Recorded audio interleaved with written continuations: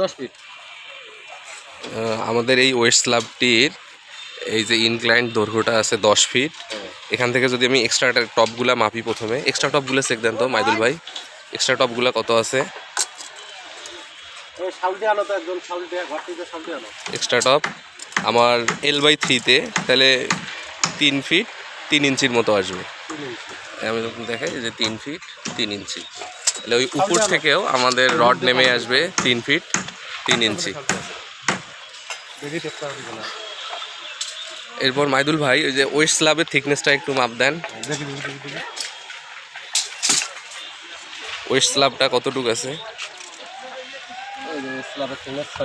West slab এই যে আপনাদেরকে দেখাই 6 ইঞ্চি ওয়েস্ট স্ল্যাব। ওয়েস্ট স্ল্যাব 6 ইঞ্চি। আমাদের ট্রেডগুলা কত আছে?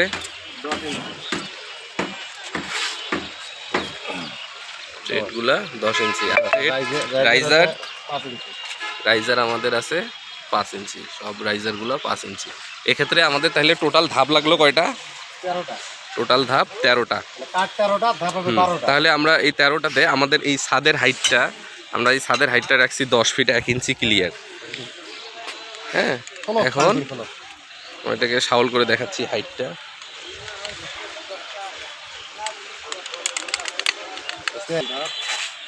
প্রথম ধাপ শাউল করা হচ্ছে। এই যে 10 ফিট, এই যে 10 ফিট। এই যে 10 ফিট আমাদের টোটাল।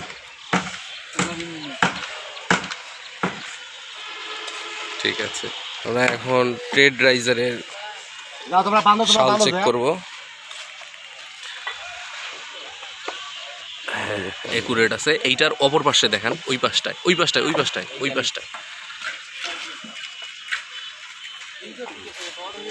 হ্যাঁ ঠিক আছে, উপরে আরেকটা দেখেন।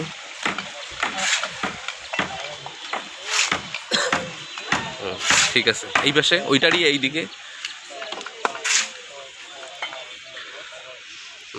ঠিক আছে, এখন আমরা ফার্স্ট ল্যান্ডিংটায় দেখব এখানে কি কি করা হয়েছে। মাইদুল ভাই, এটার ছাদের থিকনেস কত? 6 ইঞ্চি। মাপ দিয়ে দেখান দেখি।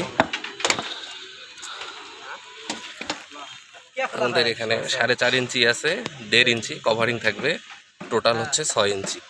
আর আমাদের এটার প্রস্থ কত আছে? ল্যান্ডিংটার প্রস্থ কত আছে? ল্যান্ডিংয়ের প্রস্থ 4.5 ফিট রাখা হয়েছে। আর এখানে যে স্টিয়ার বিমটা ব্যবহার করা হয়েছে, এখানে 3টে 16 মিলি ডায়ার রড ব্যবহার করা হয়েছে। 3টে 16 মিলি ডায়ার রড ব্যবহার করা হয়েছে। আর দেখেন আমাদের কলামে, প্রত্যেকটা কলামেই আমাদের মেইন রিং, পকেট রিং ব্যবহার করা হয়েছে।